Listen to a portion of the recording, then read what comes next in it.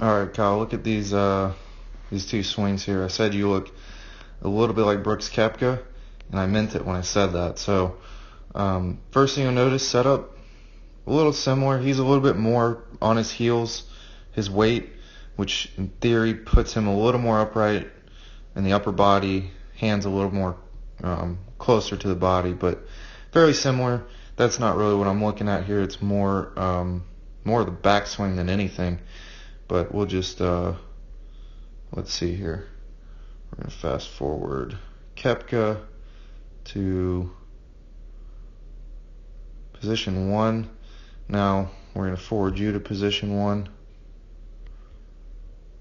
Now I don't know who filmed this video of Koepka. They didn't quite get the camera angle far enough back. So actually these are probably closer than you realize. His looks like his hands are getting a little further from his body, which they probably are, and the club's a little more outside his hands, meaning, see how that club's like on top of the golf ball, hands are inside in the thigh line.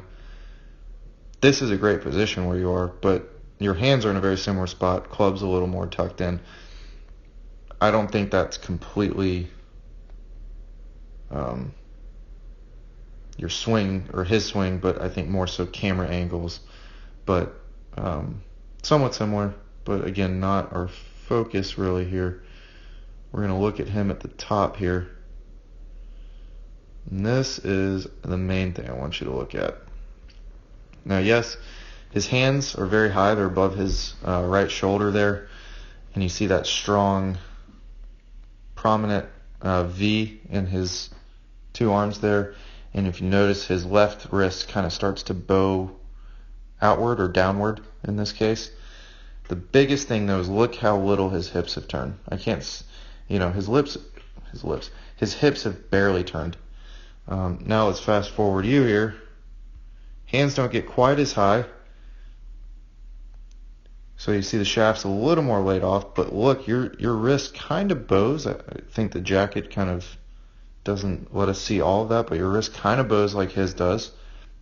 You can see it mainly because you see his right wrist. See how his right wrist is cupping? Your right wrist is cupping. Very similar, very tightly tucked with the right elbow. And again, not a lot of lower body movement. Very similar moves here. As crazy as that sounds, I know.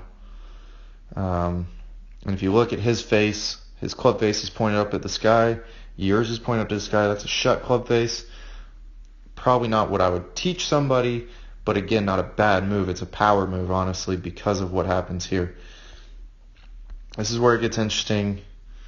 So this is what I mainly meant when I texted you, that this is where y'all are very similar. Now, again, he has his weight more on his heels, so there's a little more flexion in his trail leg or his right leg, the leg closest to the camera. There's a little more flex there than you have. But overall, the hips... Both of you do not turn the hips a lot, and you have a very tight upper body swing, which if you're looking at an amateur or somebody that's unathletic, we would say this guy is not going to hit this ball anywhere. And as we know, Koepka is one of the longer hitters on the tour, and I'll tell you why here in a second. So we'll start with Koepka again. Now he lays the club off, a little bit more bow. Club comes down. Notice club gets right on top of his hands there, and his let's see, that left arm, lead arm, is right under his, almost pointing straight down. But what happens is you see his lower body starts to lose that flexion. So he kind of coils up in the backswing and then uncoils in the downswing, which is kind of interesting, which again, not a move you would teach somebody. Most people do it the other way. They kind of uncoil in the backswing and then coil and then uncoil out after impact. He kind of does it prior to impact, which allows a lot of power in his golf swing. It's pretty crazy. And then let's take a look at you here. Again, look at this. A little more inside the ball, which squares your face a little bit more. Kyle, I'm telling you, crazy how good your golf swing is for not playing at all. But again, if we're looking at comparisons, that lead arm, left arm, directly underneath the body, arms are nice and deep, And again, you kind of extend this lower body. Yours was already a little bit more extended than his. Again, he was kind of flexed on his heels. You were more on the balls of your feet, and you kind of stayed there, whereas he kind of springs out of it. And then he gets here. Club comes down hard. Releases the club right in here. You see that club face? We can still see the club face there. Oh, geez. Hold on.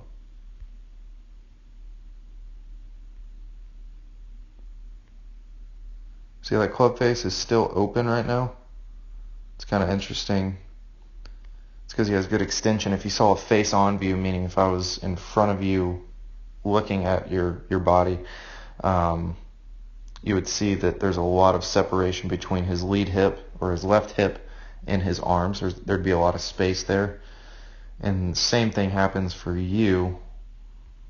Look, club face is open outside the hands, meaning, look, I'll draw get a little creative here.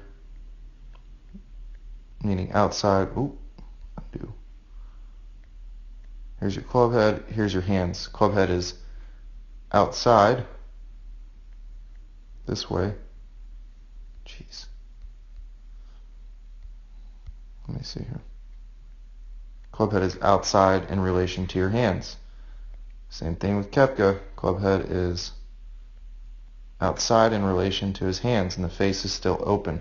Now his hands rotate a little bit more properly around his body. That's simply because, whoops, didn't mean to do that. It's simply because if you look at your upper body versus his, he kind of stays in his posture a little bit more. So this is where you kind of differ, is that he uncoils with the lower body, but keeps the upper body rotating hard, whereas your whole body kind of stalls out a little bit, but you still, again, very strong guy. Koepka is one of the stronger players on tour, are able to kind of almost muscle the ball through impact. And again, very similar in comparison. If we look at him here, again, club head still outside. Club head still outside the hands. Now we're going to zoom back out. But again, you see how you've kind of lost, how you are a little bit more, let me see here, let me get a free form.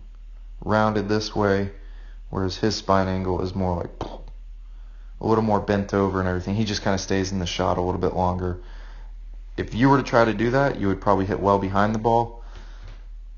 It's a matter of turning properly with the hands and everything. That would be a big move, and that's a tough move to work on. But anyway, crazy the similarities in y'all's golf swing here.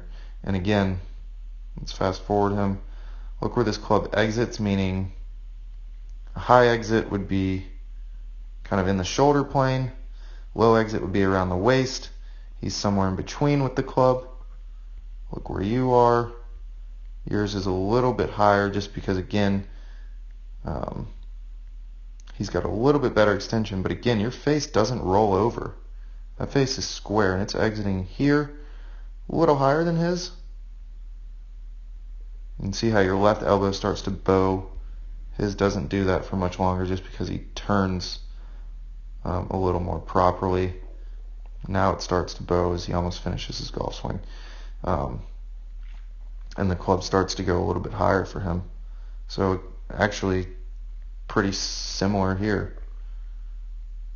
And then even look at the finish. Let me zoom out here. Again, what you're going to see in the difference of these is you're going to finish similarly, but your club is going to be more parallel to the ground, where his is more parallel, or perpendicular, I should say. Here's his spine angle. Here's his club, right? More perpendicular. You're going to see, you're going to be a little more upright. Okay? And the club a little more parallel to that. So you're a little more upright. Club gets a little more down this way, whereas his is a little bit more of a straight cross. That's just because he stays in his posture and rotates a little bit better. But again, that's a really tough move. But again, the focus on the backswing and even the downswing and how you uncoil and the release are very similar moves. And so I was not joking when I said you're very similar to Brooks Koepka. Well done, dude.